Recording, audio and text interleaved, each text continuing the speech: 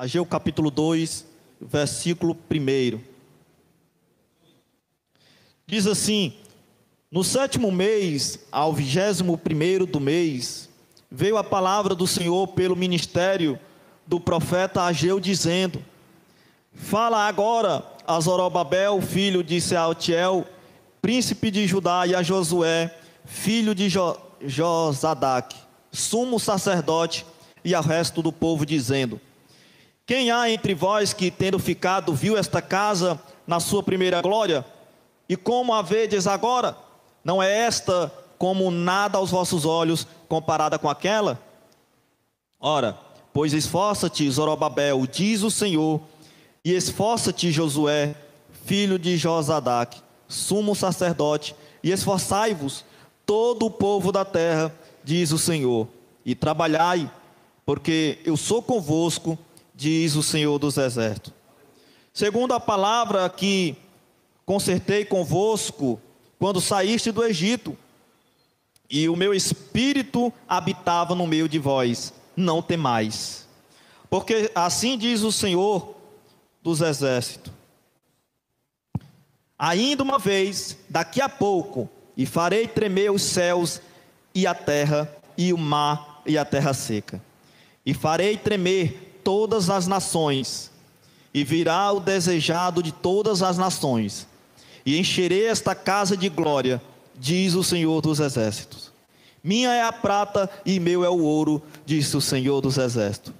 A glória desta última casa será maior do que a da primeira, diz o Senhor dos exércitos. E neste lugar darei a paz, diz o Senhor dos exércitos. Amém? Então, irmão, nós lemos aqui em Ageu capítulo 2, nós vamos trazer a exposição destes versículos, histórico de Ageu capítulo 2. E nós vemos, irmão, que Zorobabel era um príncipe, ou em outras traduções é considerado governador. E Zorobabel, o povo que o acompanhava, e o sumo sacerdote, eles sofreram forte oposição durante a reconstrução do templo de Jerusalém. O primeiro templo, o templo de Salomão, ele havia sido destruído pelos babilônicos, por ordem de Nabucodonosor, e agora estava sendo levantado o segundo templo em Jerusalém. E por conta disso, por conta dessas oposições, o povo estava desanimado. Não somente Zorobabel, mas também os sacerdotes estavam desanimados. Por conta disso, eles desanimaram. E o resultado é que estas obras elas ficaram paradas, e cada um se voltou para os seus próprios interesses pessoais. Então, como consequência disso, porque eles pararam de construir, a consequência, a situação econômica daqueles remanescentes estava indo de mal a pior, pois apesar de todo o esforço que empreendia, não estavam prosperando, por conta que eles tinham parado a construção do templo. E o templo, meus irmãos, era ao mesmo tempo um marco da presença de Deus entre o seu povo. Não que Deus habitava ali, literalmente naquele templo construído, mas aquele templo, o primeiro templo de Salomão, era um marco da presença de Deus. Então nós vemos aqui, o profeta Ageu foi um dos profetas que ainda saíram da Babilônia, e que ainda não desanimavam em levar as palavras de Deus. E Ageu foi um homem, um profeta levantado por Deus para levar uma palavra de ânimo para o povo que tinha estagnado, tinha parado, tinha desanimado em fazer a construção do segundo templo. E aqui no versículo 1 diz: no 7º mês, ao 21º do mês, veio a palavra do Senhor pelo ministério do profeta Ageu, dizendo: fala agora a Zorobabel, filho de Saltiel, príncipe de Judá, e a Josué, filho de Josadaque, sumo sacerdote, e ao resto do povo, dizendo: quem há entre vós que, tendo ficado, viu esta casa na sua primeira glória? Então Deus fala para que Ageu pergunte para aquele povo o que fez que eles viessem parar a construção daquele segundo templo. E nós vemos aqui, neste versículo primeiro, quando diz que no 7º mês, ou seja, do calendário hebraico, no 2º ano do rei Dário, não muito tempo depois de eles terem começado a construção do templo. E nós vamos entender mais detalhadamente este livro histórico de Ageu. Em Neemias e Esdras vai contar mais detalhadamente como estava sendo iniciado a construção do segundo templo. E aqui no versículo 2, ele diz: fala agora a Zorobabel, príncipe de Judá, filho de Satiel, príncipe de Judá, e a Josué, filho de Josadaque, o sumo sacerdote, e ao resto do povo, dizendo. Então nós vemos que esta mensagem, irmão, de Ageu, por intermédio de Ageu, ela é dirigida aos chefes daquela nação, é dirigida ao príncipe, ao governador de Israel, de Judá, que era temporal e espiritual, e todas as pessoas que tinham se retornado a não construir o segundo templo. Então a mensagem é dirigida para este governador e para todo o restante do povo que tinham parado a construção do templo. E aqui no versículo 3, ele pergunta: quem há entre vós que, tendo ficado, viu esta casa na sua primeira glória? E como vedes agora, não é esta como nada aos vossos olhos, comparada com aquela?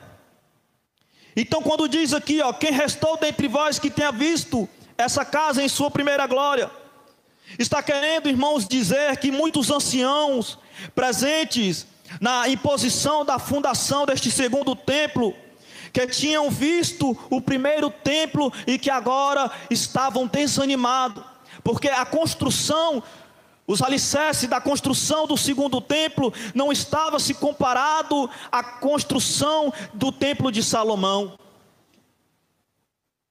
Os materiais que eram usados na segunda construção deste templo não era comparado com aquele primeiro templo de Salomão que eles tinham visto. E muitos daqueles anciãos que estavam ainda com vida, que estavam vendo aquela construção, disseram: olha, essa construção não é comparada com a construção do primeiro templo que foi feito por Salomão. E esta mensagem é dirigida para aquele povo que estava desanimado, estava triste, estava estagnado por conta disso. E ele diz lá em Esdras, eu quero que os irmãos abram em Esdras.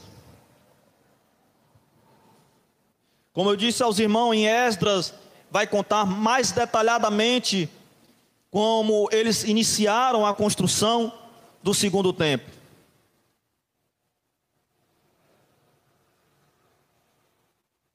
Em Esdras, capítulo 3. Pronto. Então, meus irmãos, os anciãos, quando viram a construção do segundo templo, que diz lá em Esdras 3, versículo 12 ao 13, eles choraram, gritaram, porque não aceitavam, irmão, como estava sendo feito a construção do segundo templo. Os alicerces, o material que estava sendo usado para a construção do segundo templo não se comparava com o templo de Salomão. Mas vejamos que o propósito de Deus, irmãos, estava exatamente em ser construído daquela forma, porque Deus tinha algo maior para apresentar para o povo através da construção daquele segundo templo. E em toda a sua glória o povo chorou com o contraste apresentado pelo bruto e aparência pouco promissora do primeiro em seus inícios. Então, por mais baixa que seja a estimativa do templo atual, isto é, de sua inferioridade exterior, Deus o mantém superior. Irmão, os anciões estavam desesperados vendo a construção daquele segundo templo, mas o propósito de Deus, irmão, era manter aquele templo superior ao templo de Salomão. O propósito de Deus era engrandecer, manter superior aquele segundo templo, além do templo de Salomão. E nós vamos ver mais nos versículos na frente, o que Deus estava querendo dizer com que aquele templo seria superior ao templo de Salomão. E no versículo 4, isso, de Ageu capítulo 2, versículo 4. Ele diz: ora, pois esforça-te, Zorobabel, diz o Senhor, e esforça-te, Josué, filho de Josadaque, sumo sacerdote, e esforçai-vos todo o povo da terra, diz o Senhor, e trabalhai, porque estou convosco, diz o Senhor dos exércitos.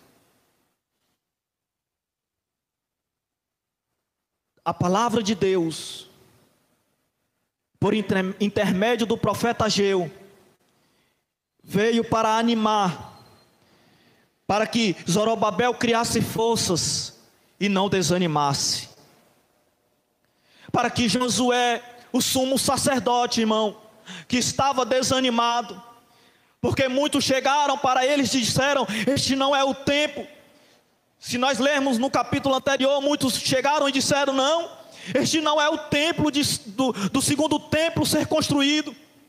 Olha essa estrutura, vejam esses materiais que estão sendo usados. E o sumo sacerdote Josué estava desanimado, assim como o restante do povo, irmãos.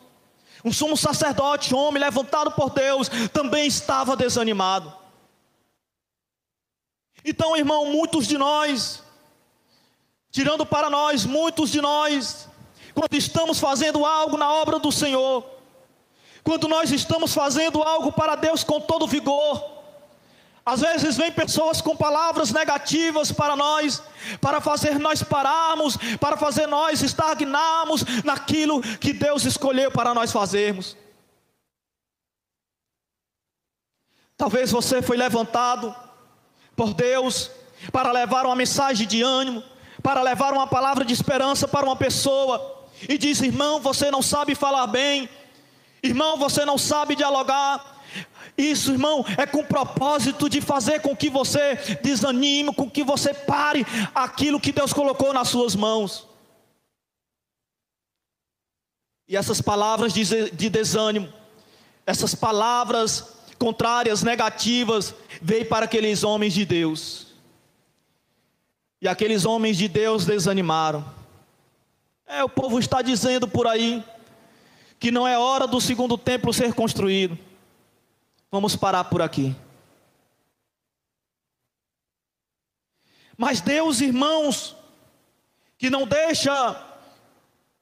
ver um filho seu desanimar, Ele usou o profeta Ageu para que viesse levar aquela palavra de ânimo, de esforço, para que eles viessem se esforçar, irmão, naquilo que Deus tinha colocado para eles, aquilo que Deus tinha designado para aquele povo, irmãos. Porque aos olhos humanos, aquilo era um esforço em vão, mas para Deus não, irmãos. Ali era um sinal em que Deus ia colocar aquele segundo templo superior àquele primeiro templo. E ele diz: porque estou convosco. Então a maior força, irmão, de qualquer cristão é ter Deus conosco como nossa força. Não no poder do homem, não naquilo que o homem possui, não naquilo que ele obteve durante toda a sua vida, irmão, não, mas no Espírito de Deus. E esta é a maior força de qualquer um que serve ao Senhor. Irmão,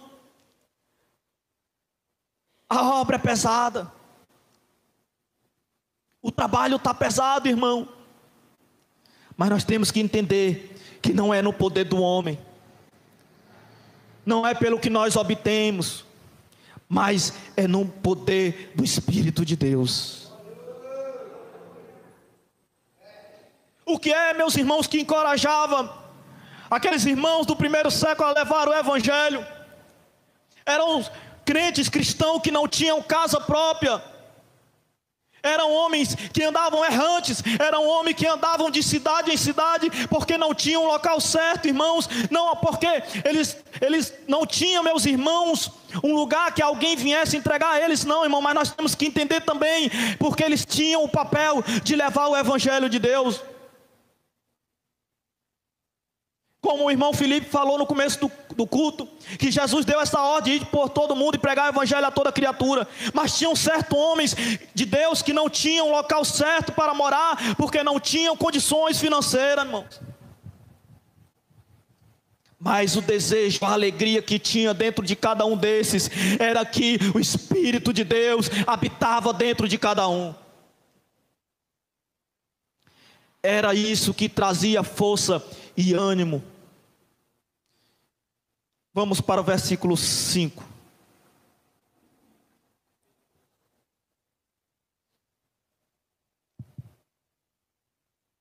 Segundo a palavra que concertei convosco, quando saíste do Egito, e o meu espírito habitava no meio de vós, não temais.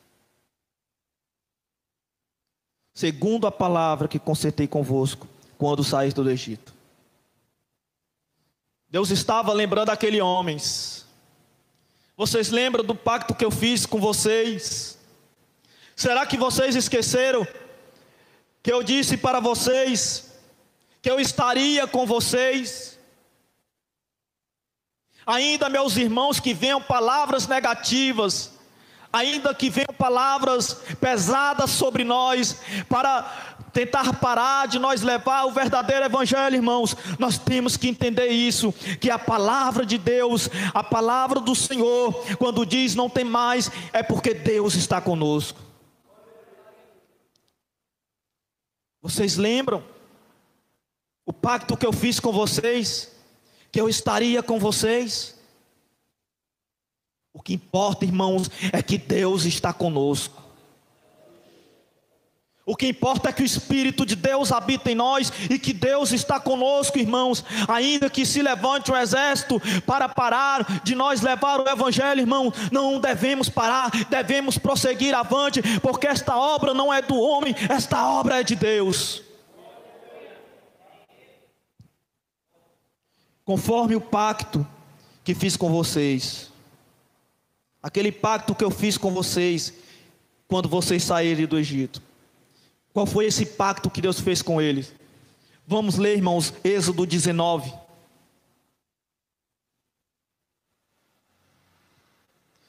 Do versículo 5 ao 6.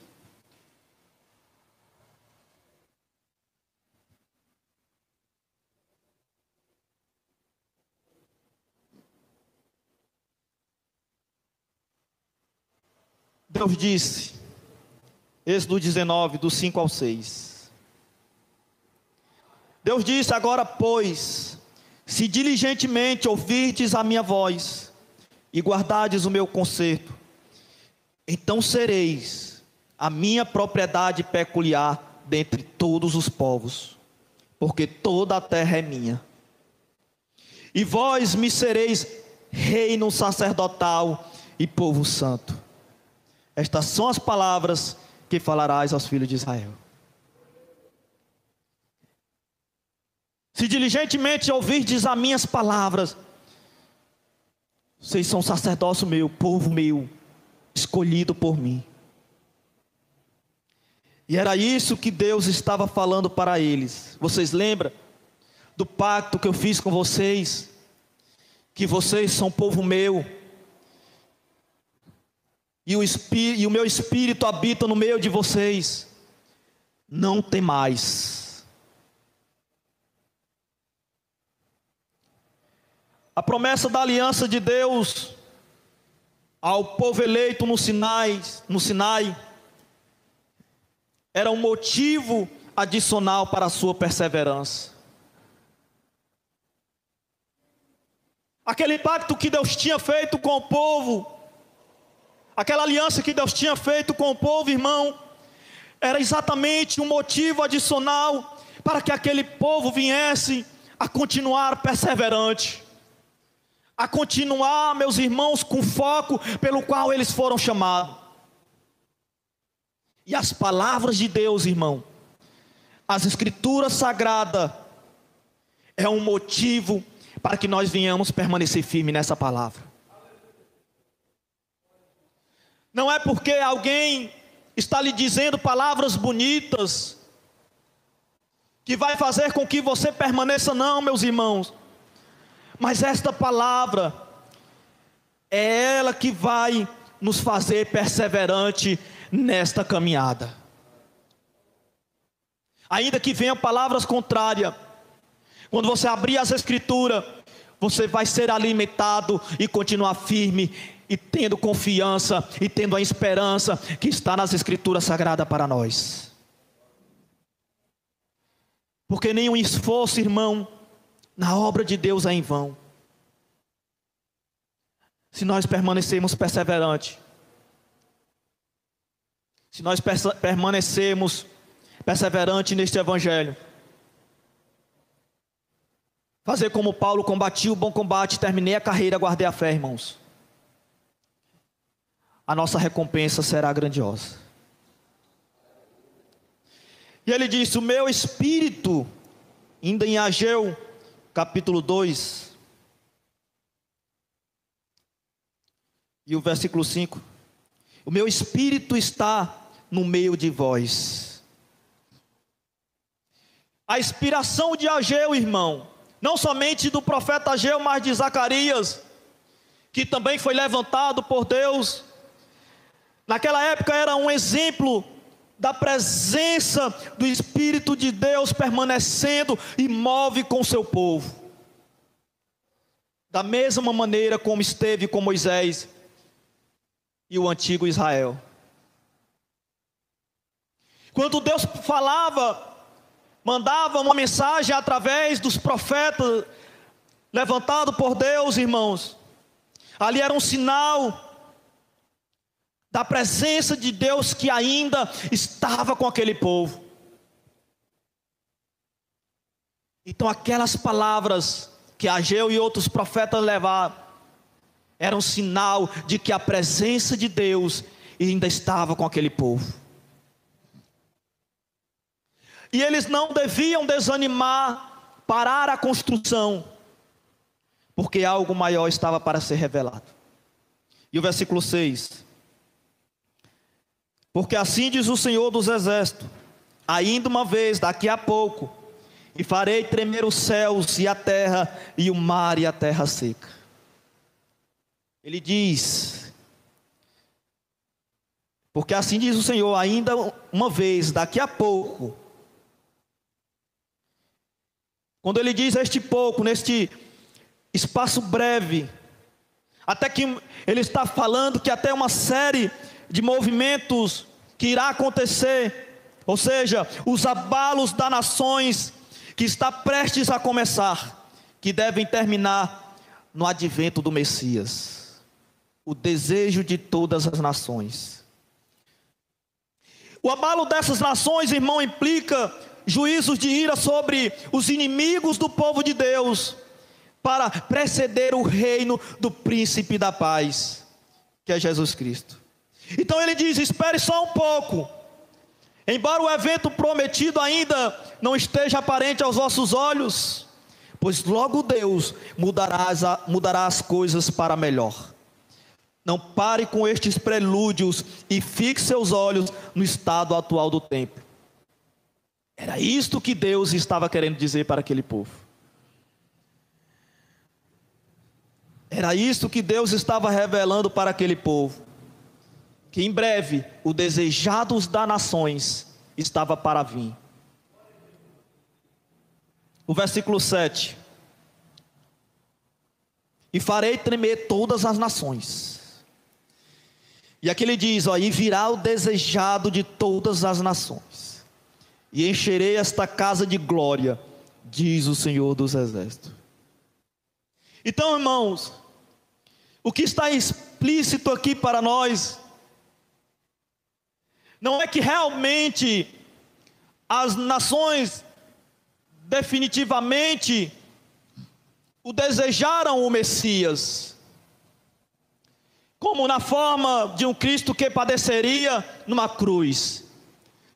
Todos nós sabemos que o povo desejava um Messias que viesse destruir Roma com todo o seu exército, mas que ele era o único a satisfazer o desejo ardente que todos sentiam inconscientemente por um Salvador, mostrado em seus dolorosos ritos e sacrifícios sangrentos. E virá o desejado de todas as nações. Todos aqueles que têm desejos insaciáveis pelo Salvador. Este sim, este virá. Porque o povo fazia rituais esperando um Salvador. O pessoal vivia na prática da idolatria, procurando qualquer tipo de Deus para adorar. Eles procuravam insaciavelmente um Deus, um Salvador. E Deus está dizendo, está vindo aí o desejado de todas as nações, para todos aqueles que precisam de um Salvador. E este Salvador está chegando. E encherei, ainda no versículo 7, e encherei esta casa de glória. Então, como o primeiro templo ele foi preenchido com a nuvem de glória, que é simbolicamente como o símbolo de Deus, então este segundo templo foi preenchido com a glória de Deus velada na carne, ou seja, como se estivesse na nuvem, na primeira vinda de Cristo, quando ele entrou nela e realizou o milagre. Então, irmãos, a glória de Deus estava naquele segundo templo. O desejado de todas as nações, ele estava naquele segundo templo e fez milagres e pregou a palavra. Os judeus, antes da destruição de Jerusalém, todos esperavam que o Messias aparecesse no segundo templo. Eles queriam que o Messias viesse, sentasse no trono e dissesse: pronto, acabei com todo o Império Romano. E muitos dos judeus ainda hoje que não são, muitos dos que não foram eleitos, não são eleitos, eles ainda não aceitaram este fato de que o Messias já veio, de que Jesus Cristo veio e realizou o milagre, entrou no templo e estava entre os homens. Mas eles esperavam um Messias que viesse e sentasse naquele templo e viesse destruir todos os seus inimigos.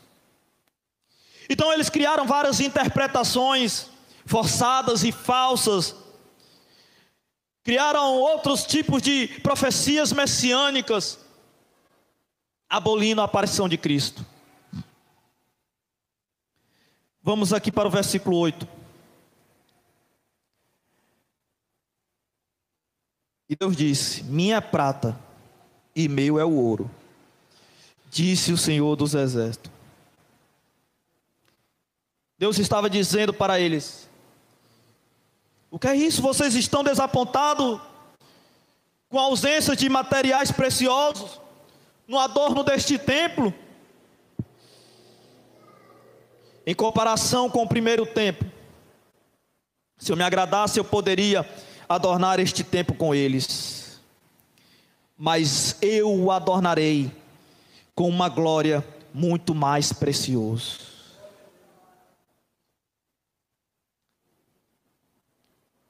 Ou seja, com a presença de Cristo. A Jerusalém celestial será igualmente adornada, mas não necessita de nenhum templo. A glória interior da redenção do Novo Testamento excede em muito a glória exterior da dispensação do Antigo Testamento. Irmãos, a glória, irmãos, deste segundo templo era muito maior e não se comparava, não se igualava com a glória do primeiro templo. E para nós concluirmos, versículo 9: a glória desta última casa será maior do que a da primeira, diz o Senhor dos Exércitos. E neste lugar darei a paz, diz o Senhor dos Exércitos. Interessante, irmãos, que muitos pregadores usam este versículo 9, de uma maneira errada. A glória da segunda casa será maior do que a da primeira. Irmão, se você tinha um Gol, você vai ter uma Hilux. A glória da segunda casa, irmão, vai ser maior do que a da primeira. Muitos pregadores usam este versículo para abrirem campanhas, chamados de campanhas para atrair o povo. Eles pegam o versículo isolado: olha, a glória da segunda casa, irmão, será maior do que a da primeira.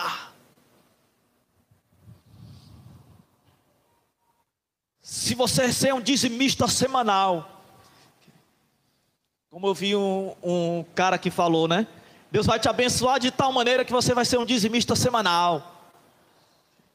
A glória da segunda casa vai ser maior do que a da primeira. Engana o povo, Então, quando diz a glória desta última casa será maior do que a da primeira, ou seja, através da presença do Messias, em cujo rosto é dada a luz do conhecimento da glória de Deus, e que disse de si mesmo, olha, Jesus disse de si mesmo: neste lugar há um que é maior do que o templo.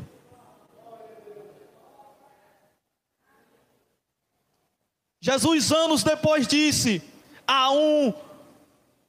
aqui está um que é maior do que o templo. E que sentou e ensinou diariamente com eles. Aqui estava a glória deste segundo templo, irmão. Era a presença do Messias estando com o povo. E isto era uma glória, é uma glória muito maior. E disse: neste lugar darei paz. Assim a glória consiste nesta paz.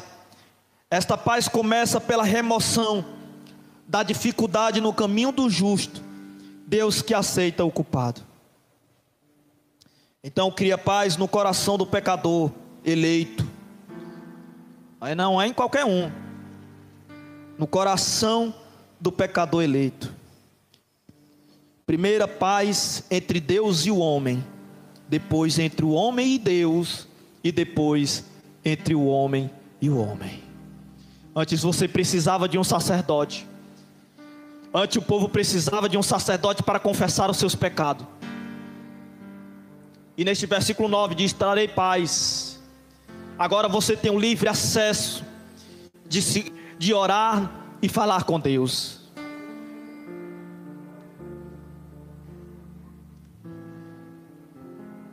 A culpa que estava sobre nós, Cristo carregou, e isto trazendo paz entre o homem e Deus.